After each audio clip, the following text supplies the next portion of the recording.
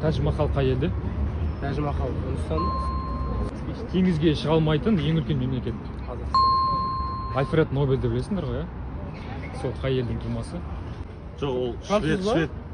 Швед па? Швеция. Ең үлкен шөл. Сахара. Намибия. Ең үлкен шөл. Францияны білеміз ғой, Францияны. Сол деген құрлықта ең ұзын шекарасы қай мемлекетпен? Германия емес.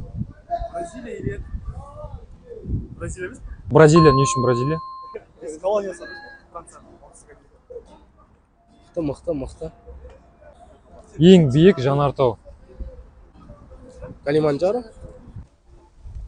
Білмеймін. Халқы ең тығыз орналасқан мемлекет. Бангладеш. Люксембург. Сол. Монако. Ең көп тілді мемлекет. Үндістан. ақш. ЮАР ма? Дамушы. Кения. Сөнбеген жанартауы жоқ материк. Антарктида. Солтүстік Америка. Африка ма? Австралия қалып болды ғой сондай. Қытайда өзі бекіткен қанша сағаттық белдеу бар? Ойын бір сағаттық белдеу шығар. Дұрыс.